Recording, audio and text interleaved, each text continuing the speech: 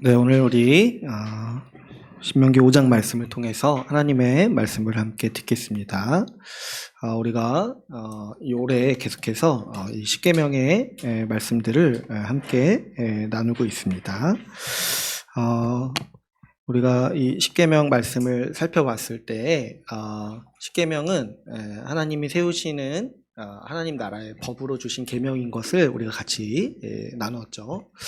그래서 이 십계명은 마치 이 헌법과 같이 타서 하나님이 세우시려는 나라, 하나님이 이 만드시려는 세상이 어떤 모습인지를 우리에게 가르쳐주고 있습니다. 그래서 하나님께서는 이 십계명의 이 계명의 말씀들을 주시면서 우리가 하나님 나라에서 하나님의 백성이 어떻게 살아야 하는지에 대해서 가르쳐 주신 말씀들이죠. 그렇기 때문에 우리가 예수 믿어서 하나님 나라 백성이 되어서 그래서 우리가 이 십계명 말씀을 배우고 이해해야 될 필요가 있다고 했습니다. 왜냐하니까 하나님 나라의 백성이 어떻게 살아야 할지 이 계명의 말씀들이 우리에게 자세히 가르쳐주고 있기 때문이죠. 우리가 이 계명들을 이해하고 또 이 계명의 말씀에 순종하여서 살 때 우리가 주님의 통치와 또 지도를 받아서 살아가는 삶을 살 수가 있는 것이죠. 그래서 우리가 올해 이제 이 십계명의 말씀들을 이제 하나하나 살펴보고 있습니다. 먼저 우리가 이 1계명을 이제 보고 있는데요.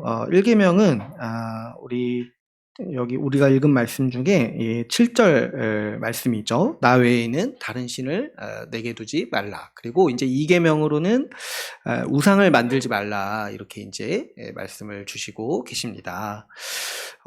근데 이제 우리가 1계명과 2계명이 약간 비슷한 면이 있어서 이제 같이 함께 살펴보고 있는데요. 1계명의 이제 가장 첫 번째로는 이제 나 외에 다른 신을 내게 두지 말라라고 우리에게 말씀하고 계십니다. 이 1계명이 우리가 지난번에 살펴봤던 대로 이 모든 계명 중에 이제 가장 중요한 계명이고 모든 하나님의 말씀 중에 가장 이제 기반이 되는 계명이라고 할 수 있습니다. 이 나 외에 다른 신을 내게 두지 말라라는 이 말씀에 순종할 때 우리가 다른 계명도 지킬 수 있는 것이죠. 그죠? 우리 하나님만을 우리의 유일한 하나님으로 생각하고 살 때 우리는 이 계명을 지킬 때에 다른 계명을 지킬 수가 자연스럽게 지킬 수가 있는 것이죠. 또한 우리가 다른 계명에서 좀 넘어지고 또 우리 일상에서 믿음 생활이 무너질 때도 회복할 수 있는 기반이 되고 원동력이 되는 게 우리 바로 1계명인 거예요. 내가 우리 삶을 돌아봤을 때 그렇지, 하나님밖에 없지 라는 생각이 딱 들 때에 우리의 무너진 삶도 회복할 수 있는 것이고, 우리가 또 혹시 다른 계명을 어기고 또 불순종할 때라도 돌이킬 수 있는 원동력이 되는 게 뭐냐니까 그렇지, 나에게 하나님밖에 없지, 나는 하나님밖에 없지. 이 1계명 하나 우리가 기억하고 마음에 새길 때 우리는 다시 일어설 수 있는 기반이 있는 것이죠. 그래서 우리가 이 첫 번째 계명을 중요하게 다룰 필요가 있습니다. 이 첫 번째 계명은 주님께서 7절 말씀에서 다른 신을 내게 두지 말라 이렇게 말씀을 하시는데요. 우리가 두 가지로 나눠서 생각을 할 수가 있다고 했어요. 2계명에서 말씀하듯이 우상을 섬기지 말라, 우상을 만들지도 말고 섬기지 말라, 이 방식으로도 우리가 이해를 할 수 있고, 또 우리가 적극적으로 계명을 이해해야 된다고 했어요. 나 외에 다른 신을 내게 두지 말라라고 말씀하셨을 때 이 말씀에 우리의 적극적인 순종은 뭡니까? 오직 하나님만을 예배하고 하나님만을 우리의 하나님으로 섬기라라는 말씀으로 이해할 수 있는 거죠. 우리가 이제 지난 시간에는 먼저 그래서 다른 신을 내게 두지 말라, 우리가 다른 우상을 섬기지 않는 것에 대해서 같이 함께 살펴봤습니다. 우리가 이제 그래서 우상 숭배에 대해서 살펴봤고, 또 2계명을 나눌 때도 이 우상에 대해서 또 많이 얘기를 할 텐데요. 우리가 먼저 우상 숭배에 대해서 생각을 할 때, 여러분, 우리가 우상 숭배자라고 해서 특별히 악한 사람이 아니라고 했어요. 여러분, 하나님을 떠난 모든 사람들은 다 우상을 숭배하는 거예요. 그렇기 때문에 우상 숭배라는 거는 어디 이렇게 저기 뭐 이렇게 무당이라든가 저기 이렇게 무속을 섬기는 사람들만 이렇게 뭐 이렇게 절하고 하는 사람들만 우상 숭배하는 것이 아니라 사실 하나님이 없는 사람들, 하나님이 없이 하나님이 없다 생각하고 살아가는 사람들 모든 중심에는 다 우상이 있다고 우리는 생각을 해야 되는 거죠. 그러니까 세상에는 이제 두 종류의 사람이 있는 거예요. 우상을 섬기는 사람이 있는가 하면은 하나님을 섬기는 하나님의 백성이 있는 거죠. 그러니까 우리가 우상 숭배에 대해서 생각할 때 어떤 특정한 사람들만 우상을 숭배하는 것이 아니라 대다수가 우상을 섬기고 있다는 것을 우리는 이해할 필요가 있어요. 그래서 제가 얘기를 했죠. 우상 숭배는 흔하고 또 어떻습니까? 흔하기 때문에 우리에게 어떻게 다가오냐니까 쉽게 다가오는 거예요. 우리가 믿는 게 어려운 거지 이 우상을 숭배하는 건 쉬운 겁니다. 하나님을 예배하고 하나님을 따르겠다 이렇게 결정하기까지가 오래 걸리고 또 이게 어려운 거지 그렇지 않으려고 살아가는 거, 그냥 우상을 섬기고 살아가겠다, 이거는 어떻게 하면 되냐니까 그냥 남들 하는 대로 똑같이 살아가면 되는 거라서 쉽습니다. 그래서 딱 기억해야 되는 게 뭐냐니까 우상 숭배는 흔하고 쉽다는 거죠. 그러니까 여러분, 우리가 이제 우상숭배의 방식에 대해서도 생각을 해볼 때, 뭐 우상숭배가 어디 신전 가서 절하고, 어디 뭐 이렇게 절에 가서 절하는 그런 이제 방식만 있는 게 아니라고 했어요. 우상숭배라는 거는 그냥 하나님을 떠난 사람들이 그 마음의 중심에 우상이 있기 때문에 자연스럽게 그 중심에 따라서 살아가는 삶의 방식이라고 했어요. 그래서 이 우상숭배는 우리가 살아가는 문명, 우리가 살아가는 이 문화에 깊게 배어 있고 그 문화가 발전되고 문화가 이렇게 형성되는 과정 가운데서 이 우상숭배의 가치관이 깊이 반영이 된다고 했죠. 그러니까 이제 우리 사람들이 이렇게 탐욕을 부리고 또 마음의 중심에 하나님이 없기 때문에 또 이제 굉장히 이제 인생의 목표를 허망한 것을 두고 살아가고 그것을 얻기 위해 살아가기 위해서 만들어내는 생활 방식들, 생활 양식들, 이 모두가 다 뭐냐니까 다 우상을 숭배하는 우상숭배, 그리고 우상을 숭배하는 예배의 방법인 것이죠. 그래서 하나님께서 우리에게 이 십계명의 말씀을 주실 때 어떻게 하신 거냐면은 하나님은 그 우상을 섬기는 그 문화, 그 방식을 본받지 말라, 그 규례를 본받지 말라고 말씀하시면서 이 십계명의 말씀을 주셨다고 했어요. 우상을 섬기는 사람들이 나름대로 자기 삶을 살아가는 방식이 있는데 그거를 따르지 말라는 거예요. 왜냐하면 그거 자체가 우상 숭배니까. 그래서 우리가 어떤 방식으로 살아야 될지, 어떻게 하나님을 어떻게 사는 것이 하나님을 중심에 두고 사는 삶인지에 대해서 아주 자세히 말씀해 주신 게 이 십계명이고 이 율법의 말씀인 거죠. 그래서 우리가 예를 들어서 제가 그 이스라엘에 대한 예를 많이 이제 설명을 드렸죠. 이스라엘은 지금 이제 애굽에서, 이집트에서 오랫동안 종살이하던 민족이었고 또 지금 어떤 과제를 앞두고 있냐니까 이 가나안 땅에 들어가서 이제 새로운 나라를 세워야 돼요. 근데 이제 이스라엘을 둘러싸고 있는 주변 문화가 다 우상숭배 문화인 거예요. 그 이집트, 여러분 이제 이집트 하면은 딱 생각나는 게 신들이 생각나잖아요. 이집트가 숭배했던 신들. 그러니까 그 모든 문화에 다 그 신들을 숭배하는 방식이 배어 있던 거죠. 그리고 이스라엘 사람들은 그 문화에 아주 깊게 길들여져 있는 사람들이에요. 안 그래도 우상을 숭배하던 사람들이에요. 그런데 또 어떤 과제가 있냐니까 지금 이제 가나안 땅에 들어가서 이제 거기서 새로운 나라를 세워야 되는데 그 가나안 토착민들의 또 신앙이 또 있는 거예요. 그들의 우상이 또 있는 거예요. 그래서 이제 이 하나님께서 지금 계명을 주시면서 말씀하시는 게 뭐냐니까 지금 이집트 방식을 버리고 또 이제 가나안 땅에 들어가서 가나안 사람들이 사는 것처럼 살지 말라고 지금 하나님은 이 십계명의 말씀들을 주시는 것이죠.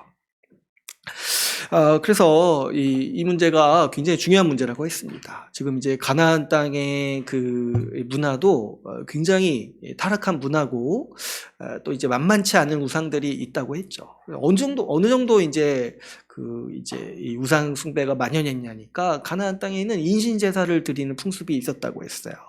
그래서 자녀를 신에게 바침으로써 이 가정의 어떤 이 성공을 도모하고 그런 방식의 이제 문화가 있었다는 거예요. 그래서 이제 몰렉에게 자녀를 바치지 말아라 하나님께서 이제 특별히 명하시는 게 이 1계명을 그 당시 문화에 맞게 적용한 율법인 거예요. 나 외에 다른 신을 내게 두지 말라. 그리고 우상을 섬기는 방식대로 살지 말라. 이렇게 이제 말씀을 하시는 거죠. 그래, 이런 이제 가나안 땅의 이런 풍습들, 인신제사 드리고 또 특별히 장자를 이 불 가운데 지나가게 하는, 그냥 드리는 것도 아니고 이 불에 태워서 신에게 바치는 이런 문화를 생각을 해볼 때 우리가 생각하기에 이런 문화는 너무 잔인하니까 안 할 것 같단 말이에요. 그죠? 제정신을 가진 사람이 누가 그렇게 살겠습니까? 근데 이제 문제가 뭐냐면은 이게 이제 문화의 힘인데 대다수가 그거를 자연스럽게 하고 있다는 거예요. 대다수가. 그러다 보니까 이스라엘이요, 그 땅에 들어가서부터 그 나라가 망할 때까지 계속 이런 제사를 드렸던 거예요. 자기 자녀를 신에게 바친 거예요.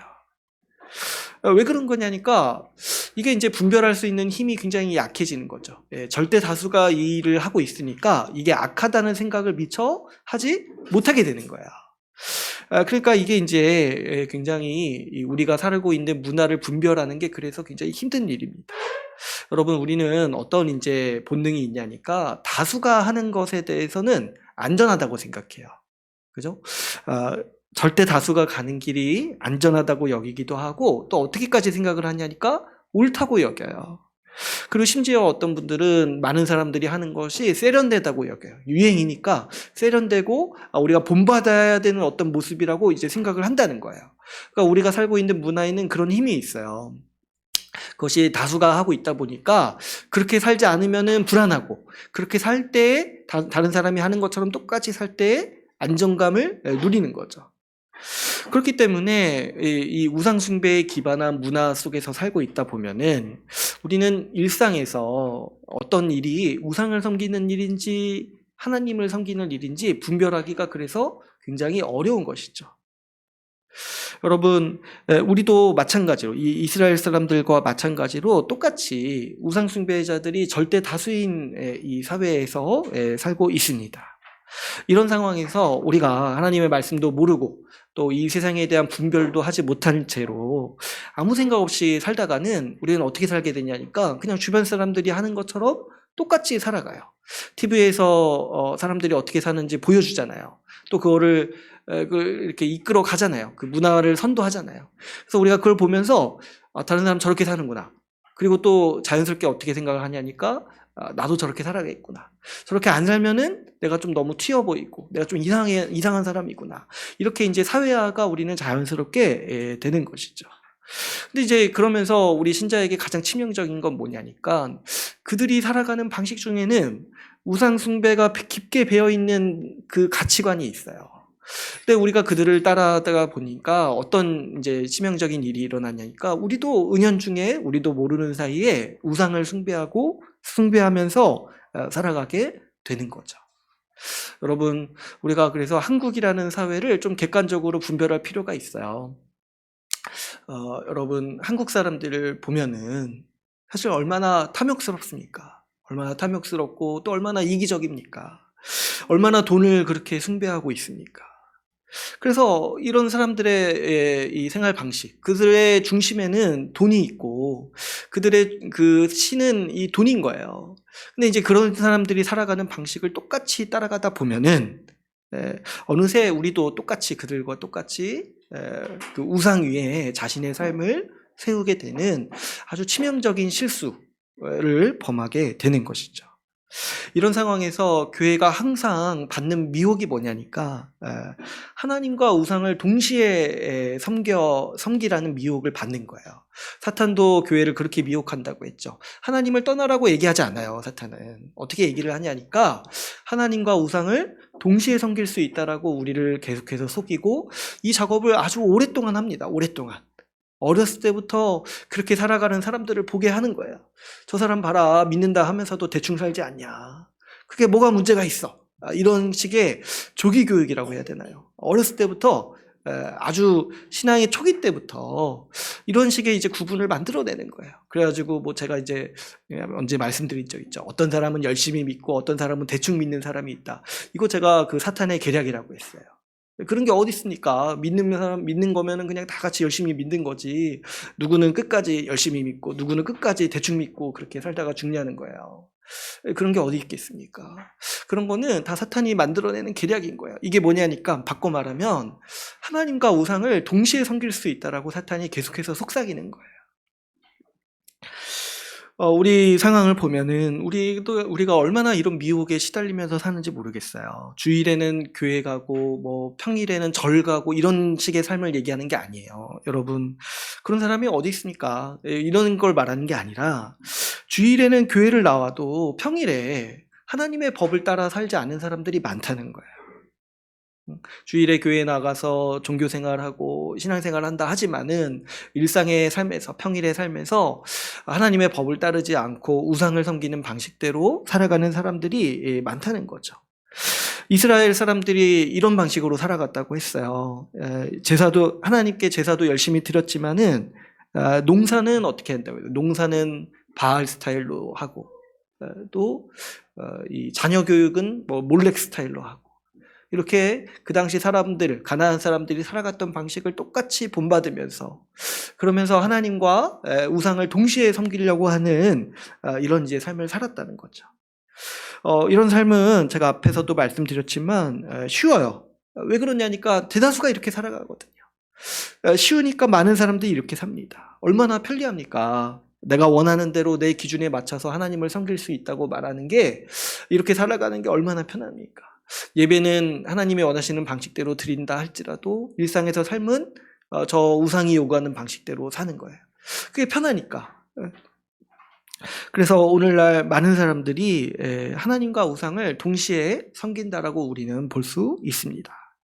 주일에는 교회를 나가지만은 평일에는 이 세상의 신들을 섬기면서 살아가는 거죠. 한국 사람들처럼 똑같이 탐욕스러운가 하면은 똑같이 돈이나 재산에 자신의 삶을 의지합니다.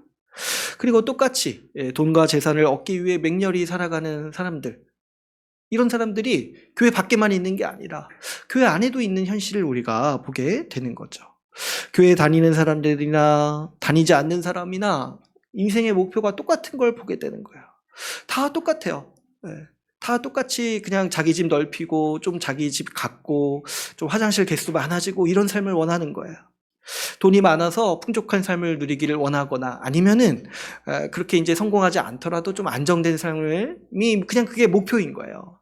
교회 다니거나 안 다니거나.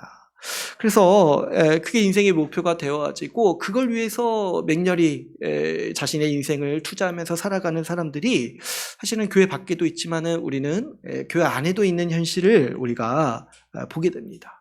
근데 여러분, 우리가 말씀에 비춰서 이런 것들을 생각해보고 또 평가해볼 때 교회 안에 있는 사람들이 돈과 재산을 의지하고 좀 인생의 안정된 생활을 목표로 살아가는 게요, 사실은 굉장히 이상한 일이에요. 여러분 한번 생각해 보세요. 주님이 우리를 구원하시기 위해서 자신의 전부를 주셨어요. 십자가에서 죽으시면서 우리에게 생명을 주셨습니다. 또 하나님은 우리를 어떻게 하셨습니까? 우리를 자녀 삼으시고 상속자로 세우셨어요. 그래서 하나님의 모든 것을 우리에게 상속물로 주시겠다. 하나님의 모든 것을 우리에게 주시겠다라고 약속하시고 보증하셨어요. 근데 이걸 믿는 사람이요, 지금 자기 삶이 불안해지고 미래의 안정을 얻기 위해서 그거를 추구하면서 살아갈 필요가 있을까요? 하나님이 우리를 위하시고 하나님이 우리를 먹이시고 입히시고 돌보신다라고 성경에 그렇게 얘기를 하는데 나는 어떻게든 좀 내가 돈과 재산이나 뭐 이런 거 의지해야지고 좀 안정된 삶을 살아야겠다, 이걸 목표로 살아간다는 게 얼마나 사실은 반대되는 생활 방식이냐는 거예요. 이거는 내가 동쪽으로 가야겠다 이렇게 생각을 하면서도 몸은 서쪽으로 가는 거예요. 완전히 반대되는 사고 방식을 동시에 가지고 있는 것이죠. 주님은 이렇게 말씀하셨죠. 무엇을 먹을까 무엇을 입을까 걱정하지 말고 그런 것들은 하나님이 다 주시는 거니까 구하지도 말라고 하셨어요. 어떻게 얘기하시냐니까 주의 나라와 의를 위해서 살아라. 그 먹고 사는 걱정 내가 다 해결해 주겠다. 너는 그냥 주의 나라와 의를, 주님을 위해서 살아라. 주의 나라를 세우기 위해서 살아라. 이렇게 말씀을 하셨어요. 자기 자신을 위해 살지 말고 주의 사역을 하라. 주님의 일을 하라라고 주님은 말씀하셨습니다. 왜 그러냐니까 주님이 우리의 먹고 사는 문제를 책임져 주신다라고 말씀하셨기 때문이죠. 또 주님은 이렇게 또 말씀을 하셨어요. 돈을 섬길 것인지 하나님을 섬길 것인지 택하라. 주님은 또 이렇게도 말씀하셨죠. 돈을 땅에 쌓아두지 말고 하늘에 쌓아두라. 땅에 쌓아두는 거는 좀이 쓸고 동력이 있으니까 사라진다는 거예요. 다 허무하다는 거예요. 근데 하늘에 쌓아둘 때 하늘의 복을 누리고 하늘에 큰 상급이 있다는 것이죠. 그런데 우리가 어떻게든 이렇게 말씀을 하신 주님의 말씀이 있는데도 불구하고 우리가 어떻게든 우리 삶을 안정되게 유지하려고 돈 벌고 재산 불리는 일에 애쓰면서 주를 섬기는 일에는 소홀히 여기고 주의 사역에는 소홀히 여긴다는 게 사실은 얼마나 반대되는 일들을 우리가 하고 있냐는 것이죠. 이거는 사실은 우리가 이 말씀을 정직히 읽고 우리 삶을 진단해 볼 때 굉장히 어리석은 일이고 이렇게 말할 수도 있을 것 같아요. 이 말씀이 말하는 바를 안 믿는 거예요. 안 믿기 때문에 이렇게 살 수밖에 없는 것이죠. 근데 우리가 문제가 뭐냐니까 우리가 주님 믿는다고 하면서도 이렇게 산다는 거예요. 그래서 우리가 사실 보면은 굉장히 모순된 모습을 가지고 있는 거죠. 근데 우리가 이렇게 살면서도 문제의식이 없어요. 문제라고 생각을 하지 못하는 거예요. 왜 그런지 아세요, 여러분? 교회에서도 절대 다수가 이렇게 살고 있거든요. 다 이렇게 사니까 문제의식이 없는 거예요. 문제의식이 없어요. 저 사람도 저렇게 살고 내가 어렸을 때부터 봐왔던 사람도 똑같이 그렇게 살아요. 똑같이 주일에 교회 나와서 하나님 섬기고 그렇게 교회 봉사도 다 하지만은 평일에는 어떻게든 인생에 성공하기 위해서 돈 더 많이 벌기 위해서 더 맹렬하게 더 많은 에너지를 쓰면서 살아가는 방식을 우리는 어렸을 때부터 너무 수없이 봐왔어요. 그러다 보니까 이게 잘못됐다는 생각을 전혀 못하는 거죠. 근데 말씀에 비춰보면은 정면으로 주님이 하시는 말씀을 어기는 건데 우리는 그게 가능하다고 생각하는 지경에 지금 이르러 있는 것이죠. 제가 이제 주를 위해서 살아야 됩니다. 이렇게 우리 주님만 의지해서 우리의 재산이라든가 우리의 돈이라든가 우리의 시간이라든가 우리 다 주를 섬기는 일에 열심히 사용해야 됩니다. 이렇게 말하면은 어떤 얘기가 나오는지 아세요? 그런 거는 열심히 믿는 사람들이나 한다는 거예요. 좀 믿음이 성숙하고 열심히 믿는 사람들만 그렇게 살고 다 맡고 그렇게 산다는 거예요. 근데 어떻게 얘기하냐면 나는 믿음이 약해서 아직은 그렇게 못 살겠다는 거예요. 왜 그렇게 유별나게 살아야 되냐는 거예요. 저 사람은 믿음이 강하니까 그렇게 살죠. 저는 아직 믿음이 약해요. 다 이렇게 신앙생활 하잖아요. 이런 얘기를 한다는 거예요. 근데 여러분, 제가 이제 이런 얘기 많이 했지만, 그 약한 믿음이, 처음 믿은 때 한 1, 2년 정도지, 평생, 10년이고 20년이고 계속 약한 믿음이면은, 그게 어떻게 믿음이냐는 거예요. 어떻게 계속 그렇게 흔들리고 한때 흔들리는 게 아니라 어떻게 그렇게 계속 흔들리는 그 애들 사춘기 마냥 그렇게 평생 있냐는 거예요. 믿음이라는 게 자라고 성숙해지고 더 크게 열매 맺는 건데 어떻게 맨날 이제 나를 이제 합리화하는 그 논리가 뭐냐니까 나는 아직 믿음이 약해요. 이렇게 그것도 이제 사실 양심이 있잖아요. 1, 2년이지 어떻게 이렇게 10년 동안 나는 믿음이 약해요. 이렇게 얘기를 하냐는 거예요. 우리는 그렇게 생각할 수가 없습니다. 여러분, 이러한 태도는요, 우리가 이제 분명히 이해를 해야 되는 게 뭐냐니까, 믿음이 약하기보다는 아직 믿기 전에 주저하고 있는 태도인 거예요. 믿을지 안 믿을지 아직도 결단을 안 한 거예요.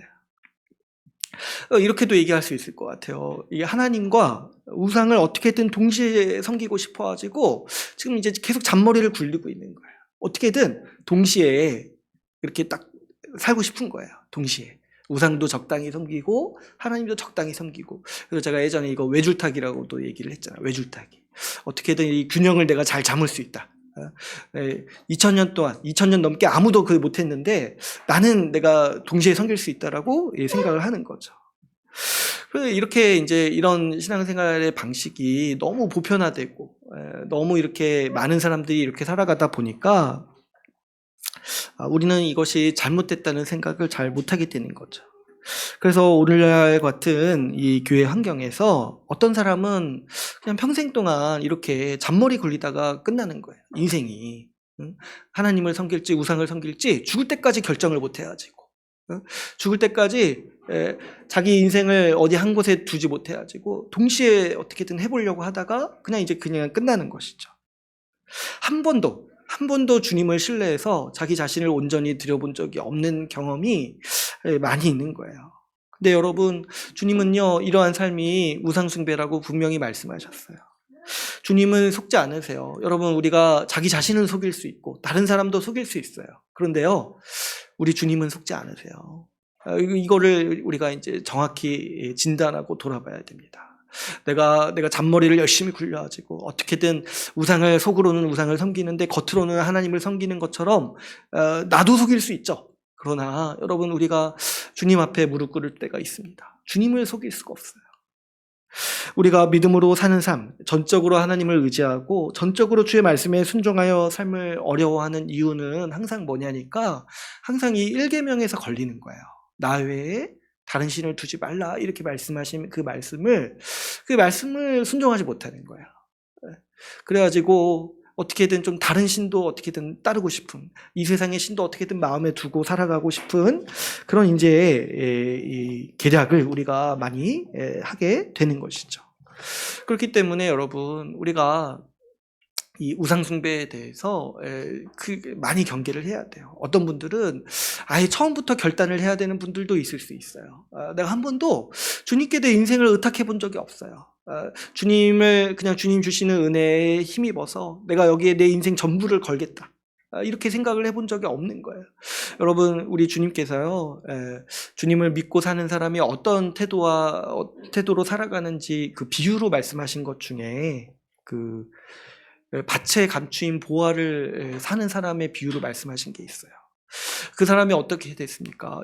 어디 밭에 감추인 보화, 밭에 숨겨진 보화를 발견한 거예요. 그래서 이 사람이 어떻게 합니까? 그 밭을 살려고 하는데 그 밭의 값이 뭐예요? 자기 전 재산이에요.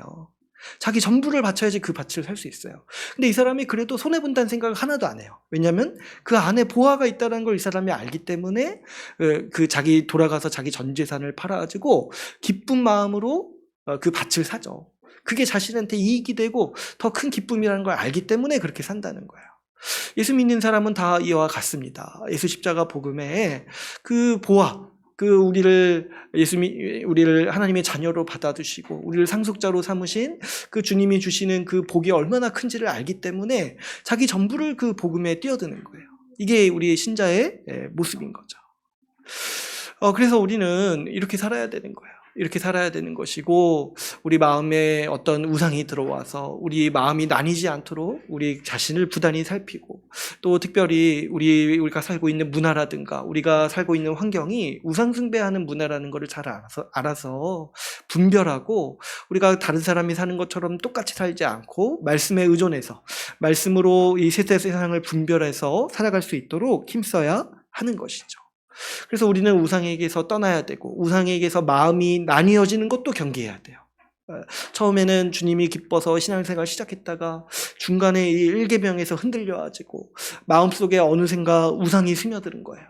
그래가지고 이 우상을 처음에는 마음 좀 주다가 아예 나중에는 사로잡혀가지고 신앙을 떠나시는 분들도 있는 거죠.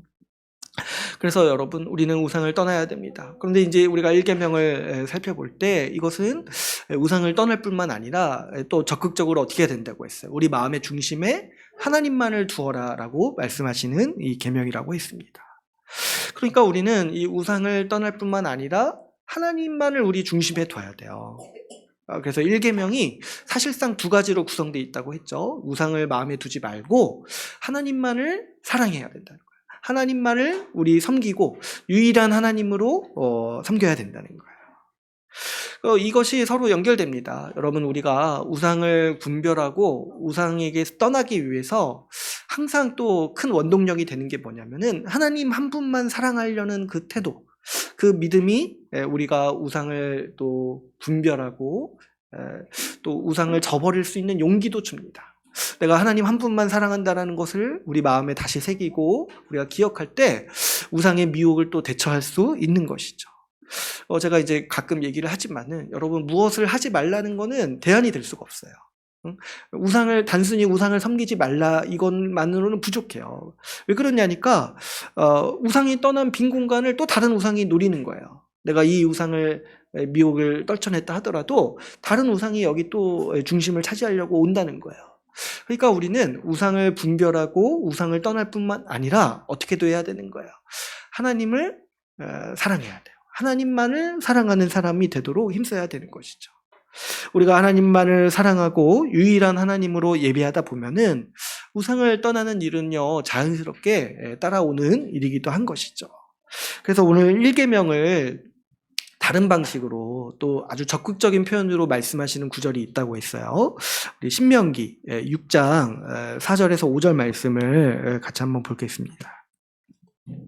한 장만 넘기시면 되겠죠?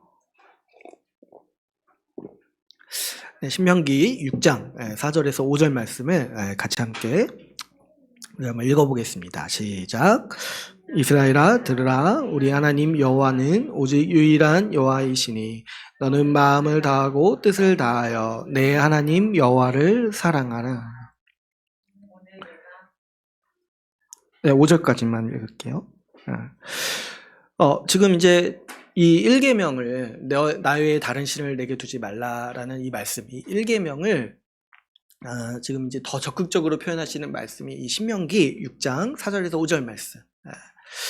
오직 유일한 여호와시다. 그 말이 똑같죠. 비슷하죠. 하나님이 오직 유일한 하나님이시다. 근데 이제 그게 또 무슨 뜻이냐니까 이어지는 5절 말씀. 너는 마음을 다하고 뜻을 다하고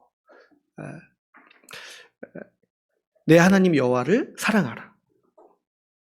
마음을 다하고 뜻을 다하고 힘을 다해서 내 하나님 여호와를 사랑하라. 그리고 어떻게 하십니까? 이제 우리가 읽질 않았지만 6절, 7절 보시면 너 자신도 이거를 부단히 새기라는 거예요. 하나님만을 사랑하라. 하나님만을 사랑하라. 그리고 또 7절에서 또 특별히 어떻게 얘기하시냐니까 네 자녀도 부지런히 가르치라는 거예요. 네 자녀도. 어느 정도 부지런히 가르치냐니까 이 길을 갈 때든지 누워있을 때든지 뭐 이렇게 일상생활 할 때든지 아주 그냥 수시로 이 말씀을 가르치라는 거야. 하나님만을 사랑해야 된다. 그리고 또 어떻게까지 얘기하시냐니까 저희 뭐 이렇게 문지방에 써서 붙이고 또 온 집안의 사방군데 이걸 다 붙이라는 거야. 하나님만을 사랑하라. 우리 예전에 우리 부모님들 저희 어머니도 그러셨는데 영어 단어 많이 이렇게 집안에 붙여놓으셨는데 그거 보고 이제 외우라고. 그 중에 하나 children이라는 단어 그 냉장고에 붙여 있어가지고 아주 많이 정확히 외웠어요. children 철자까지 딱 어렸을 때. 근데 이제 그런 것처럼 온 사방에 집에 다 붙이고 수시로 말하라는 거예요. 우리 아이들한테. 네 하나님 여호와를 사랑하라. 여러분 우리 신자들은요 아이들 조기 교육할 때 어렸을 때 영어 이것보다 이거 신명기 말씀 이거 가르쳐야 되는 거죠. 하나님만을 사랑해라. 이거를 아주 깊숙이 우리 아이들 중심에 새겨줘야 돼요. 이 하나님만을 사랑하는 게 인생을 제대로 사는 방법이다. 하나님만을 섬기고 사랑하라. 우리 자신도 새기고 우리 아이들에게도 아주 반복하고 집요하게 가르쳐야 되는 이 내용인 거죠. 여러분 주님은 말씀하셨어요. 마음을 다하고 뜻을 다하고 힘을 다해라. 힘을 다해서 사랑하라. 사실은 그냥 사랑하라 이렇게만 말씀하시면 되는 거였는데 주님과 우리의 관계가 그런 이제 어떤 만인을 위한 사랑 이런 관계가 아니라는 거야. 너도 사랑하고 나도 사랑하고 다른 사람도 사랑하고 이런 관계가 아니에요. 모든 사람을 사랑하는 그런 사랑을 얘기하는 게 아니라 지금 여러분 이 용어는요 우리 결혼할 때 쓰는 거예요. 결혼할 때 이 상대방을 마음과 뜻과 힘을 다해서 사랑하라. 그래서 이제 힘이 다해도 나중에 늙고 병들고 그래도 사랑하라. 이게 뭐냐니까 네 전부를 다해서 사랑하라는 거예요. 그래서 이게 이제 우리가 이제 언약을 배우시는 분들은 이해하시겠지만 이게 언약의 용어예요. 하나님만을 전적으로 사랑하라. 이게 배타적인 사랑인 거죠. 다른 신을 내게 두지 말고 하나님만을 네 전부를 다해서 사랑하라. 그러니까 이건 뭐예요? 바꿔 말하면 또 다른 신이 들어올 여지가 없어요. 내 마음과 뜻과 힘이 다 하나님께 있는 거잖아요. 그러니까 우리 전부를 다해서 하나님을 사랑하는 태도에 대해서 주님은 말씀하시는 거고 이것과 아주 비슷한 관계가 뭐냐니까 결혼 관계인 거예요. 결혼 관계. 여러분 결혼할 때 이 한 사람만을 사랑할 것을 서약하잖아요. 그죠? 누가 이렇게 서약하는데 나는 이 사람도 사랑하고 나중에 누구도 사랑할 겁니다. 이렇게 얘기하지 않잖아요. 그래서 이거는 이 결혼과 마찬가지로 하나님만을 전적으로 사랑하라. 마음이 나뉘지 말고 하나님 한 분만을 내 전부를 다해서 사랑하라고 이 말씀을 하시는 겁니다.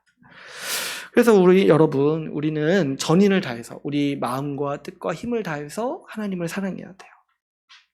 마음으로도 하나님을 사랑하고 기뻐해야 되고 또 적극적으로는 우리 힘을 다해서 하나님을 위해 살아가야 되는 것이죠. 그것이 우리가 이 1계명의 이 말씀인 것이고 우리 신자의 삶의 태도입니다. 그래서 우리는 여러분 우리의 마음과 뜻과 힘을 다해서 사랑하려고 할 때 먼저는 좀 하나님을 알 필요가 있어요. 하나님을 배우고 하나님이 어떤 분이신지 알고 하나님이 우리에게 어떤 일을 행하셨는지 알고 그분의 성품과 그분이 하신 일들을 우리는 알고 배울 필요가 있습니다. 우리는 하나님을 알아야 돼요. 그래야지 하나님을 아는 것이 또 하나님을 사랑하는 하나의 길인 거죠. 호세아서 6장 6절에서 주님이 이렇게 말씀을 하십니다. 나는 인애를 원하고 제사를 원하지 아니하며 번제보다 하나님을 아는 것을 원하노라. 하나님을 아는 지식을 원하시는 거예요. 그죠? 우리 여러분, 우리가 사랑한다는 거는 상대방을 알아가는 거잖아요.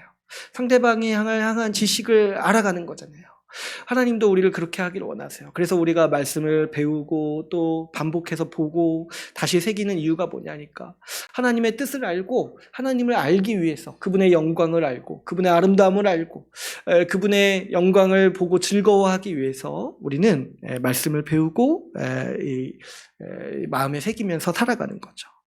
또 우리가 하나님을 사랑한다는 것은 이렇게도 말합니다. 우리가 주의 말씀에 순종하는 거라고 할 수 있어요. 우리 주님을 알아가다 보면 그분의 뜻을 알게 되죠. 그분의 뜻을 알게 되면서 우리는 그분의 말씀에 순종하려는 열의를 가지고 그러한 마음을 품게 됩니다. 하나님을 사랑한다는 것은 주의 말씀에 순종하는 거기도 하죠. 요한복음 14장 21절에서 주님은 또 이렇게 말씀하셨습니다. 나의 계명을 지키는 자라야 나를 사랑하는 자니 나를 사랑하는 자는 내 아버지께 사랑을 받을 것이요 나도 그를 사랑하여 그에게 나를 나타내리라. 주님은 주의 말씀에 순종하는 일이 하나님을 사랑하는 거라고 분명히 말씀하셨어요. 그래서 여러분, 우리는 주를 알아가고 또 주의 뜻을 알면서 주의 뜻에 순종하기 위해서 우리는 그렇게 살아야 하는 것이죠. 그것이 우리 일계명에 순종하는 길이고 그것이 우리의 삶의 태도라는 거예요. 그런데 여러분, 만약에 이렇게만 말한다면 저는 좀 부족하다고 생각해요. 주의 말씀을 배우고 주의 말씀에 순종하는 삶이다. 이렇게 얘기를 하면은 우리 시대가 지금 너무 어둡고 너무 대다수가 지금 이 우상의 영향을 받고 있어가지고 이렇게만 말하면 또 왜곡될 소지가 있다고 생각이 들어요. 이렇게 말하면은 사람들은 또 어떻게 생각하냐니까 그러면은 대충 말씀 배우고 대충 순종하자 이렇게 생각을 한다는 거예요. 이런 식으로 자꾸 여지를 남기는 거예요. 어떻게 다 순종해? 주님도 적당히 봐주시겠지. 이게 이제 유대인들이 이런 사고방식인데 적당히 순종하면은 주님도 적당히 판단해 주시겠지. 이렇게 이제 생각을 한다는 거예요. 적당히 배우고 적당히 순종해야지 하는 마음이 우리 가운데 일어나는 거예요. 나는 지금은 못하지만 막연히 미래에는 순종할 수 있지 않을까? 이런 생각을 하게 된다는 거죠. 그런데 여러분, 우리 이 6장, 신명기 6장 말씀을 보면은 전혀 그런 느낌이 아니죠. 주님은 마음과 뜻과 힘을 다해서 주를 사랑하라고 하셨어요. 그러니까 이 말씀은 앞에서도 제가 말씀을 드렸지만 우리의 전부를 다해 주를 사랑하라는 거예요. 여지를 남겨두지 말라는 거예요. 주님만을 사랑해야 되는데 마음 한구석은 다른 것에 갈 여지를 두지 말라는 거예요. 우리의 전부를 다해 주를 사랑하고 주님께 집중하라는 말씀이신 거죠. 그러니까 여러분, 이 말씀을 우리가 깊이 생각해야 돼요. 우리의 전부를 다해서 주를 사랑하는 거. 우리 마음이 나뉘지 말아야 돼요. 우리 마음이 나뉘지 말아야 돼요. 우리의 사랑과 우리의 어떤 열정과 우리의 사랑과 우리의 자원과 모든 것들을 다 주님께 드린다고 우리는 생각을 해야 되는 거죠. 그래서 좀 이 말씀의 의미를 우리가 좀 편리하게 우리 방식대로 익숙하게 바꿔서 말하면 이렇게 표현할 수 있을 것 같아요. 여러분, 우리는요 주를 위해서 살아야 돼요. 우리 인생의 목표가 뭐냐니까 주를 위해서, 주를 섬기기 위해서, 주의 영광을 위해서 살아가는 것이 우리의 인생의 목표라고 우리는 생각을 해야 돼요. 우리 그 웨스트민스터 소요리 문답 1문에서 우리 이렇게 가르칩니다. 제일 첫 번째 질문이 뭐냐니까 사람의 제일 되는 목적이 무엇입니까? 이렇게 물어봐요. 근데 여기에 대한 답이 뭐냐니까 사람의 제일 되는 목적은 하나님을 영화롭게 하는 것과 영원토록 그를 즐거워하는 것입니다. 여러분, 우리 인생의 목적이 뭐냐니까 하나님의 영광을 위해서 살아가고 그분을 즐거워하는 것이 우리 인생의 목적이라는 거예요. 좀 이렇게 이해하면 우리가 이 말씀을 좀 현대적으로 생각을 할 수 있을 것 같아요. 우리의 목적이 하나님이다. 하나님의 영광을 위해서 살아간다. 그러니까 어떻게 살아갑니까? 우리는 마음과 뜻과 힘을 다해서 우리 목표를 향해서 살아가는 거예요.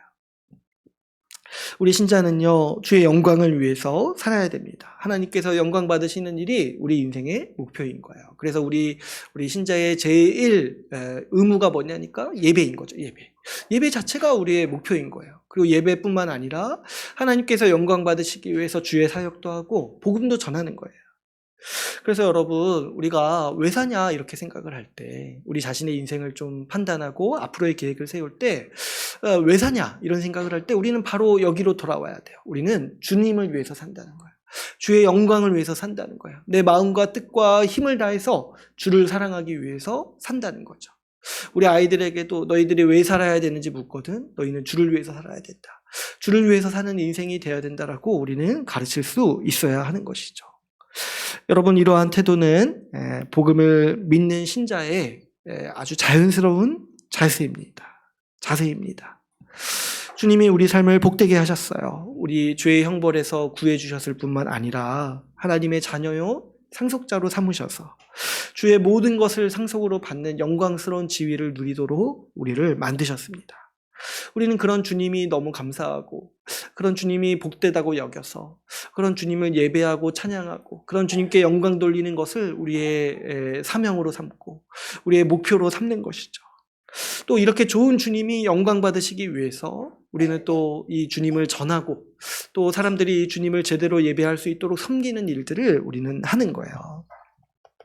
우리 주님께서 우리에게 복된 생명을 주셨기 때문에 우리의 남은 삶을 우리 주님을 위해서 드리는 것이죠. 근데 이제 우리 이 말에도 어떤 분들은 좀 오해를 하는 경향이 있습니다.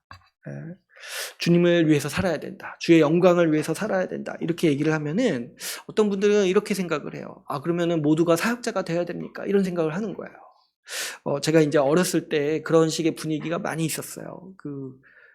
주를 위해서 산다 이렇게 말을 하면은 그러면 사역자가 되려고 하는구나, 아니면 뭐 선교자가 되려고 하는구나 이렇게 생각을 많이 한다는 거예요. 그래가지고 제가 학교 다닐 때 좀 주를 위해서 살겠다 이렇게 생각하는 사람들은 다 어떤 생각을 하냐니까 신학교를 가야겠다 이런 생각을 하는 거예요. 그래가지고 실제로 제가 이제 신학교를 갔는데 제가 신학교에 있을 때 제가 미션스쿨 고등학교 나왔잖아요. 근데 이제 제가 같은 고등학교 출신, 제가 다닐 때만 6명을 만났어요. 같은 고등학교, 같은 학년 6명을 만났어요. 근데 이제 나중에 졸업하고 연락되는 사람들 이렇게 해보니까 저와 같은 학년에만 해도 13명 정도 돼요. 신학교를 간 사람이. 더 이제 재미있는 게 뭐였냐니까 고3 때 같은 반이었던 아이들 중에, 친구 중에 6명이 다 신학교를 갔어요. 대단하죠? 고등학교 동창이 신학교 가보니까 많은 거예요. 좀 있다 보니까 한 명은 또 제가 고3 때 친구였는데 제가 3학년 때 1학년으로 또 들어온 거예요. 그래서 너 또 왜 왔냐? 너 딴 거 한다며. 고3 때 같이 보냈으니까 진로를 다 들었잖아요. 너 뭐 한다며 왜 신학교 아니냐 이렇게 했는데 많이 만났어요. 많이 만나가지고 심지어 제가 1학년 때도 만나고 2학년 때도 만나고 3학년 때도 만나고 참 그런 거 보면은 참 특이한 학교였어요. 그죠? 제 고등학교가. 그러니까 근데 이제 그게 이제 어떤 또 영향이 있냐니까 좀 사람들이 그렇게 생각을 하는 거예요. 좀 주를 위해서 산다 하면은 신학교 가야 되는구나, 사역을 해야 되는구나, 이렇게 생각을 한다는 거죠. 근데 이제 사실은 그렇지 않습니다. 사실은 그렇지 않고 우리는요, 무슨 일을 하든지 간에 다 주를 위해 사는 거예요. 무슨 일을 하든지 간에, 무엇을 하든지 간에 주를 위해 사는 거예요. 여러분, 우리가 직업을 가지고 열심히 일하고 돈을 벌어서 우리 가족을 부양하고 교회를 세우는 삶도 주를 위해 사는 영광스러운 삶인 것을 우리가 이해할 필요가 있습니다. 여러분, 우리 주님께서 우리에게 교회를 주시고 이 교회를 누구나 다 섬기고 교회를 세우는 삶을 살도록 하셨어요. 그래서 우리에게 다 은사를 주신 거예요. 그래서 어떤 사람은 목회자로 세우시기도 하지만은 어떤 사람은 또 지체를 섬기는 사람, 어떤 사람은 또 예배를 세우는 사람, 이렇게 은사에 맞춰서 교회를 섬기고 하나님 나라를 섬길 수 있도록 주님은 우리를 그렇게 부르신 거예요. 그래서 우리 모두가 주를 위해 살아갈 수 있도록 주님은 우리에게 은사를 주신 것이죠. 우리 주님께서 교회를 세울 수 있도록 다 우리 각자에게 은사를 주셨습니다. 어떤 사람에게는 가르치는 은사를 주시고, 어떤 사람에게는 섬기는 은사를 주시고, 또 어떤 사람에게는 더 또 아름다운 은사도 주시고 해가지고 이 많은 우리가 살아가면서 필요한 모든 역할, 공동체를 유지하고 공동체를 세우는 데 필요한 모든 역할을 다 분담해서 감당하도록 주님은 행하시는 거예요. 그래서 어떻게 하셨냐니까 우리 주님은 서로 사랑하라고 말씀하셨어요. 이게 주님의 가장 큰 계명이라고 말씀을 하셨어요. 그래서 우리가 이 은사를 사용해서 우리가 맡은 바 책임을 다하면서 서로 사랑하고 교회 안에서 지체를 서로 돌보고 살아가는 모든 삶이, 그 영혼은 돌보는 모든 삶이 다 뭐냐니까 우리 주님을 위해서 살아가는 삶이라는 것이죠. 그뿐만이 아니죠. 우리 모두가 다 복음을 전해요. 왜 복음을 전하냐니까 우리 주님이 더 영광 받으셨으면 좋겠어요. 이게 이제 가장 큰 동력이에요. 우리 주님이 얼마나 좋은 분인지 좀 저 사람도 알아지고 저 사람도 하나님을 예배하고 찬양했으면 좋겠는 거예요. 왜냐하면 그만큼 우리 주님은 자격이 있으시고 우리 주님이 영광스러운 분이라는 걸 우리가 알기 때문인 거죠. 그러니까 여러분, 무슨 일을 하든지 간에 어떤 직업을 가진다라는 것은 사실 중요하지 않아요. 주님은 우리를 어떤 직업으로 부르는 게 아니에요. 이제 어렸을 때 이제 우리가 이런 걸 잘 이해를 못 해가지고 어떤 특정한 직업만이 하나님이 부르시는 직업이라고 많은 분들이 생각을 했는데 사실 그런 게 없어요. 우리 성경에 어디 주님이 이런 직업으로 부르셨다 이런 말씀이 있습니까? 주님은 어떤 직업으로 우리를 부르신 것이 아니라 우리를 다 동일한 소명으로 부르셨어요. 그게 뭐냐니까 우리 목표가, 인생의 목표가 주의 영광을 위해 살아가도록 하신 거예요. 주의 영광을 위해 살아가도록. 그래서 여러분, 우리 모두가요, 오늘 이 1계명을 마음에 생기면서 우리 자신을 어떻게 여겨야 하냐니까 여러분, 우리 모두가 주를 위해 살아가는 자라고 자신을 생각해야 돼요. 나의 제1의 목표는 주의 영광을 위해서 사는 것이다. 내가 주님을 위해 사는 자다라고 생각을 해야 돼요. 왜 그러냐니까 제가 왜 목표라는 단어를 써야 된다고 생각을 하냐니까 오늘날 우리 현대인들에게 가장 익숙한 단어 중에 하나가 이 목표거든요. 우리는 이 목표를 이루기 위해서 우리의 마음과 뜻과 힘을 다하죠. 우리는 우리가 목표로 하는 대상에 자연스럽게 마음이 가고 또 우리의 이 주의가 가요. 주의를 거기에 기울이게 돼요. 이 팀켈러라는 목사님은 내가 우상을 분별하려고 할 때 어떤 게 필요하냐고 얘기를 하냐니까 아무것도 안 하고 있을 때 자연스럽게 마음이 가는 대상이 뭔지를 살펴보라는 거예요. 아무것도 안 하고 내가 이렇게 가만히 있을 때 자연스럽게 마음이 흘러가는 대상이 있다는 거예요. 근데 그게 뭐냐니까 그게 우상일 확률이 크다는 거예요. 그렇죠. 우리 마음이 자연스럽게 흘러가는 건 왜 그러겠습니까? 내가 은연중에 그걸 계속 생각하게 되는, 내가 의지적으로 생각을 안 하더라도 생각이 그쪽으로 계속 가고 주의가 그쪽으로 가는 건 왜 그러겠습니까? 어느새 내 마음과 뜻이 그 대상을 향해 가고 있기 때문인 거죠. 나는 무엇에 열정을 두고 있는가? 무엇에 흥미를 두고 있는가? 내가 아무것도 안 해도 자연스럽게 가는 그 대상이 내 우상일 확률이 크다는 거죠. 근데 여러분 한번 생각해 보시면 우리가 주님이 목표가 아닐 때, 우리가 주를 위해 살지 않을 때 우리는 너무나도 자연스럽게 다른 대상에 우리의 힘이 나뉘고 우리의 마음이 나뉘게 되는 거예요.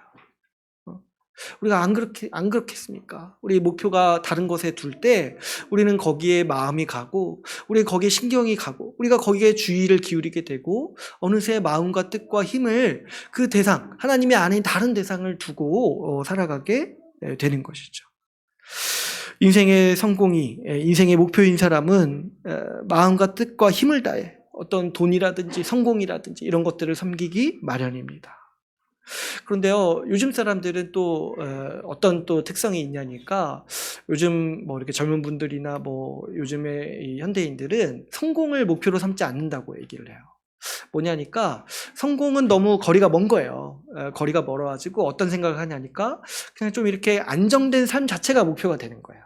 크게 성공하는 게 목표가 아니라 그냥 이제 좀 어디 이렇게 좀 불안에 떨면서 살지 않고 그냥 나 한 명 아니면 좀 더 확장돼서 내 가족만 좀 안정되게 그냥 삶을 유지하는 정도가 삶의 목표가 되는 거예요. 그래가지고 이제 그런 표현들 많이 뭐 쓰잖아요. 뭐 소확행 이런 거 쓰잖아요. 뭐 소소하고 확실한 행복 이런 걸 추구하는 게 오늘날 사람들의 어떤 방식이라는 거예요. 소소한 삶의 행복, 확실한 행복. 그래가지고 크게 성공하는 것까지 난 욕심이 없어. 욕심을 안 부려. 근데 이제 뭐냐니까 그냥 내 인생의 목표는 그냥 안정된 삶, 내 가족과 함께 누리는 거, 이거 정도 이제 목표로 살아간다는 거예요. 근데 여러분, 이 경우에도 뭐가 문제가 되냐니까, 이 경우에도 안정된 삶 그 자체가 우상이 되는 거예요. 안정된 삶 그 자체가. 그거 얻기 위해서 그냥 마음과 생각이 어떻게 하면 편하게 살까 이렇게 흘러가게 되는 거예요. 어떻게 하면 편하게 살까? 어떻게 하면 좀 더 안정을 누릴 수 있을까? 어떻게 하면 좀 미래에 불안해하지 않고 살 수 있을까? 이런 것으로 이 마음이 쏠리게 되고, 어떻게 하면 뭐 내 자녀들 먹고 살게 할 수 있을까? 이런 것으로 그냥 내 마음과 주의와 내 힘이 이렇게 분산되게 된다는 것이죠. 그렇기 때문에 여러분, 우리가 이런 것들을 주의해야 돼요. 성공이라든가 또 안정된 삶이라든가 이런 것이 우리의 목표가 되는 것들을 주의해야 돼요. 여러분, 우리의 목표가 주의 영광을 위해서 사는 것이 아니라면은 이렇게 자연스럽게 대다수가 추구하는 목표를 우리는 자연스럽게 추구하게 된다는 거예요. 우리가 주님을 위해 살지 않는다라면, 이것을 우리 1계명, 우리 이것을 인생의 목표로 두고 살지 않는다라면 우리는 반드시 이 우상숭배라는 함정에 빠지기 마련인 것이죠. 그렇기 때문에 여러분, 우리가 이 말씀 듣고, 이 1계명의 말씀을 듣고 우리가 좀 우리 자신을 돌아보고 새길 때 어떤 분들은 이렇게 생각하는 게 좀 부담스러울 수 있어요. 내가 그렇게 나를 생각해 본 적이 없는데 어떤 몇몇 믿음이 좋은 사람만 그렇게 사는 거라고 생각했는데, 그게 아니라 우리 모두가 다 어떻게 사는 거냐니까, 우리는 다 주를 위해 사는 거야. 주의 영광을 위해서 내 마음과 뜻과 힘을 다해 사는 사람이라고 우리 자신을 그렇게 여겨야 돼요. 어떤 분들은 이렇게 얘기하면은, 주를 위해 살아야 된다고 얘기하면은 부담스럽다고 생각을 하는 거죠. 그러기에는 내가 믿음이 약해, 그러기에는 아직 내가 마음이 가지 않는다, 이렇게 생각할 수 있어요. 근데 여러분, 이걸 정확히 분별하셔야 돼요. 믿음으로 사는 삶에 주저하게 되는 가장 큰 원인이 뭔지 아세요? 바로 이 1계명에서 주저하는 거예요. 1계명에서 뒤로 물러서기 때문에, 나 외에 다른 신을 두지 말라라는 이 1계명에서 뒤로 물러서려 하기 때문에 우리는 믿음에 뛰어드는 삶을 자꾸 주저하게 되는 거예요. 아직도 포기하기 싫은 우상이 몇 가지가 있는 거예요. 아직도 좀 가지고 싶은 우상이 주는 유익들이 몇 가지가 있는 거예요. 그러니까 자꾸 주님께 내 전부를 의탁하고 주를 위해서 내 전부를 사용하는 일에 주저하게 되는 것이죠. 여러분, 이러한 태도는요, 끝까지 이도저도 아닌 삶을 살게 됩니다. 주를 믿는 것도 아니고, 그렇다고 또 화끈하게 우상을 섬기는 것도 아니고, 하나님과 우상 사이를 고민하면서 그렇게 평생 살아가게 되는 거예요. 이런 삶은요, 언젠가는 결국에 떠나게 돼 있어요. 언젠가는. 얼마나 오랫동안 이렇게 주저하게 되고 번민하는지 모르겠지만 언젠가는 떠나게 돼 있어요. 인생의 몇 가지 큰 국면을 겪을 때, 뭐 결혼이라든지 취업이라든지 이런 뭐 몇 가지 굵직굵직한 변화들이 있을 때 어느샌가 서서히 떠나게 돼 있어요. 이렇게 표현할 수도 있을 것 같아요. 천천히 믿음을 떠나고 있다. 주님께 전부를 드리지 않는 삶에는 반드시 이런 태도가 따라오는 것이죠. 그런 이야기가 있다고 하더라고요. 그 개구리를 죽이는 방법 해가지고, 개구리를 이제 이렇게 뭐 이렇게 왜 그렇게 하는지 모르겠지만, 이 개구리를 이제 요리를 할 때, 개구리 요리가 있는지 모르겠어요. 아무튼 근데 이제 불에 이렇게 데울 때 너무 센 불에 데우면은 개구리가 어떻게 한다는 거예요?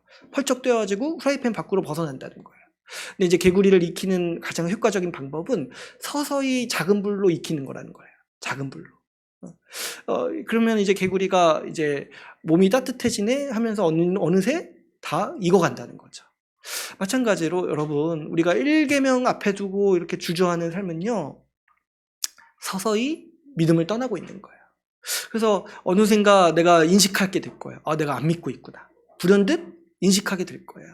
근데 이제 그 전까지 굉장히 오랜 시간 동안 계속해서 주저하게 되고, 계속해서 이 하나님께 내 전부를 드리는 삶에 대해서 주저하면서 점점 더 떠나게 된다는 것을 우리가 생각해 볼 필요가 있습니다. 그런데 여러분, 우리가 분명히 이 말씀을 통해서 생각할 때 신자는 절대로 그렇게 살 수 없습니다. 신자는 천천히 믿음을 떠날 수도 없고, 오히려 신자는 이 믿음 안에서 굳건히 자라나고 성장하는 삶을 살게 된다라고 성경은 증언하고 있습니다. 왜 그러냐니까 우리는 그리스도 안에서 변화를 받았기 때문이죠. 십자가에서 죽으신 예수님은 우리에게 성령을 보내주십니다. 성령은 우리를 그리스도와 연합하게 하셔서 우리 예수 그리스도의 모든 공로와 모든 신분과 모든 은사를 우리가 누리도록 하시는 거예요. 우리는 예수 그리스도의 모든 능력과 의를 다 받는 사람들입니다. 우리가 그리스도 안에서 우리는 이전과 다른 새 마음과 새 생명을 얻는다고 했어요. 하나님을 향해 죽어있던 우리가 이제는 어떤 자가 됐냐니까 하나님을 향해서 살아있는 자가 되었어요. 그게 뭐냐니까 이제는 우리가 하나님의 영광을 보는 감각이 생겨난 거예요. 예전에는 그런 걸 잘 몰랐죠. 예전에는 하나님이 좋은 분인지도 몰랐고, 하나님이 얼마나 선한 분인지도 몰랐고, 하나님이 얼마나 우리에게 복 주시는 분인지도 몰랐고, 하나님이 얼마나 우리를 끔찍히 살아가셔서 우리 삶을 책임져 주시는지도 몰랐어요. 근데 이제 예수 믿고 나서 보니까 하나님이 이토록 우리를 위하신다는 걸 우리는 보게 되는 거예요. 아, 그분이 얼마나 선하시고, 그분이 얼마나 우리의 일거수일투족을 다 인도하시고 돌보시고 우리를 얼마나 끔찍히 인도하고 계시는지를 우리가 보게 되는 것이죠. 하나님의 그 선하심과 그 영광을 보니까 우리 가운데 어떤 마음이 생기냐니까 자연스럽게 이제 이분을 위해서 살아가겠구나, 이제 주님을 위해서 살아야겠구나, 이런 생각을 우리가 자연스럽게 하게 되는 거예요. 하나님의 영광을 보니까 우리가 본능적으로 딱 드는 생각이 있어요. 그게 뭐냐면 이제 내가 나를 위해서 살 필요가 없네. 주님이 다 해주셨는데, 주님이 먹을 거 입을 거 다 주신다는데 내가 나를 위해서 그렇게 살 필요가 없다는 것을 발견하게 되는 거예요. 이 모든 일이요, 우리에게 자연스럽게 일어나는 변화라는 거예요. 여러분, 모든 신자가요 다 주를 위해서 살아가요. 왜 그러냐니까 주님이 우리의 마음을 바꾸셨기 때문입니다. 우리가 예수 십자가 복음을 듣고 믿을 때에 이러한 변화가 자연스럽게 다 따라오게 돼 있어요. 십자가를 통해서 우리는 하나님의 영광을 분명히 본 사람들입니다. 예수님께서 우리를 위해 자기의 생명을 주셨어요. 하나님께서는 우리를 위해서 그분의 전부인 아들을 내어주셨어요. 그래서 로마서 8장에서 이렇게 얘기하죠. 우리에게 아들을 내어주신 분이 우리에게 전부를 주시지 않겠느냐. 하나님께 아들을, 예수님은 하나님의 전부였던 거예요. 그분이 우리에게 이미 아들을 내어주셨는데 그분의 전부를 이미 우리에게 주시지 않겠냐는 거예요. 우리는 하나님의 모든 것을 다 받아 누리는 자가 되었습니다. 하나님의 자녀요, 하나님의 상속자요, 하나님의 백성이요, 하나님의 통치와 돌보심과 하나님의 인도하심 안에서 우리 인생을 복되게 살아갈 수 있는 길을 얻게 된 것이에요. 이런 사람이 미래가 불안해가지고 안절부절해가지고 어떻게든 지금 내가 좀 재산을 모아놔야겠다, 이런 생각을 잘 안 한다는 거예요. 십자가에서 우리는 하나님께서 우리를 위해 전부를 주셨다라는 복음의 소식을 들었습니다. 하나님께서 우리를 이토록 사랑하시고 우리를 이토록 위하신다라는 복음의 소식을 들은 거예요. 여러분, 이 사실을 믿는 우리가 이걸 믿는다는데, 예수 십자가 복음을 믿는다는데 어떻게 우리가 다른 목표를 마음에 두고 살아갈 수 있겠습니까? 고린도후서 5장 15절에서는 그래서 이렇게 말씀을 합니다. 그가 모든 사람을 대신하여서 죽으심은 살아있는 자들로 하여금 다시는 그들 자신을 위하여 살지 않고 오직 그들을 대신하여 죽었다가 다시 살아나신 이를 위하여 살게 하려 함이라. 예수 십자가 복음을 믿는 사람들 눈에는 이게 보인다는 거예요. 뭐냐니까 다시는 내가 나를 위해서 살 필요가 없구나. 내가 가장 좋아하고 내가 가장 복된 거를 주님이 이미 나에게 다 해주셨구나. 내 인생의 모든 성공은 이미 예수님이 십자가에서 다 이루셨구나. 이걸 이제 보게 된다는 거예요. 이 지각이 열렸다는 거예요. 그래서 어떻게 생각한다는 거예요. 이제 나를 위해 살 필요가 없으니까 내 남은 인생 주님을 위해 살아야겠다. 주를 위해서, 주께서 영광 받으시길 위해서 살아야겠구나. 이렇게 자연스럽게 우리는 다 생각하는 사람들입니다. 그래서 여러분, 우리 자신을 이제부터 주의 영광을 위해 사는 자로 여기고 우리 자녀들도 열심히 이걸 가르쳐야 되는 거예요. 너희도 주를 위해 살아야 된다. 이것이 우리의 삶을 대하는 태도고 우리가 1계명에서 1계명을 순종하는 하나님의 백성들의 삶의 방식인 거죠. 여러분, 주께서 우리에게 전부를 주셨기 때문에 우리도 전부를 주님께 드리는 삶을 사는 거예요. 주께서 우리를 위해 죽으셨기 때문에 우리는 주를 위해 우리 생명을 드리는 거예요. 여러분, 이 일이 힘들다, 부담스럽다 이렇게 생각할 필요가 전혀 없습니다. 이걸 우리가 억지로 하는 일이 아니기 때문이죠. 우리 예수 그리스도께서 우리에게 베푸신 은혜를 생각할 때 이 일은 자연스럽게 일어나는 일입니다. 주께서 우리 같은 우상 숭배자를 위해서 대신 죽으셨어요. 우리 같은 자들에게 은혜를 베푸셔서 이제 우리를 하나님의 백성으로 살아가도록 우리를 삼으신 거예요. 우리는 원래 우상 숭배하는데 아주 체질이지만은 우리 같은 자들을 위해서 죽으시고 우리 같은 자들을 바꾸셔서 이제 이 1계명에 순종하는 자들로 우리를 만들어 주신 거예요. 그래서 그 증거가 뭡니까? 우리 중심을 잘 살펴보시면 우리 안에 이미 하나님을 사랑하는 마음이 있어요. 하나님을 사랑하는 마음이 우리 중심에 있어요. 그래서 우리가 지금 여기 교회에 있는 거잖아요. 우리가 이제 그 마음 붙들고 이게 내 전부다고 여기면서 살아가야 되는 거죠. 이게 전부라는 거예요. 하나님을 사랑하는 마음이 있는데 이게 뭐냐니까 우리 마음과 뜻과 힘을 다해서 앞으로 이제 우리 주님을 위해서 살아가는 삶으로 우리 삶을 결단하고 계획해야 마땅한 것이죠. 여러분, 우리가 이 1계명을 기준으로 삶을 세웁시다. 이 계명이 우리의 생명이요 우리 삶의 기반입니다. 우리가 믿음으로 살아갈 때 우리는 이 1계명을 우리에게 계속해서 물어봐야 돼요. 내가 정말 다른 무엇보다 주님을 사랑하는가? 우리가 이 질문 앞에 우리가 정직히 엎드릴 때 우리는 많은 미혹에서 벗어날 수 있습니다. 뭔가 좀 미혹이 되고 흔들릴 때마다 1계명을 우리 중심에 물어보세요. 내가 정말 주님을 다른 무엇보다 사랑하는가? 마음의 중심에 정말 내가 마음과 뜻과 힘을 다해서 주를 살아가는 게 맞는가? 물어볼 때 우리는 주님 앞에 엎드리게 되는 것이죠. 여러분, 우리가 주님을 사랑하기 때문에 우리는 우상이 주는 유익과 기쁨들을 무시하고 이런 것들을 포기할 수 있습니다. 여러분, 우리가 주님을 사랑하기 때문에 우리가 더 열정을 다해서 주를 위해서 살아가겠다라고 우리는 결단할 수 있는 사람들입니다. 이제 오늘 말씀을 맺겠습니다. 오늘은 우리 1계명의 말씀, 우리가 주 하나님을 마음과 뜻과 힘을 다해 살아가라고 하신 주의 말씀을 우리가 함께 나누었습니다. 우리 말씀처럼 우리는 우상을 경계하고 우리에게 생명 주시는 하나님만을 사랑하면서 살아가야 합니다. 우리 이 1계명을 깊이 새겨서 마음과 뜻과 힘을 다해 오직 주님만을 사랑하는 우리 주의 나라 교회가 되기를 간절히 소망합니다. 오늘 말씀을 마치고 같이 기도하는 시간을 갖도록 하겠습니다.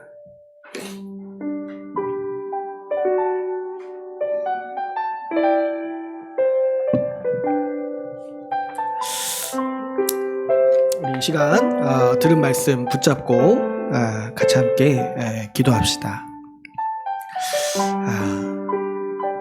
우리 말씀을 기억하시고 또 우리 삶을 드리면서 기도하기를 원합니다.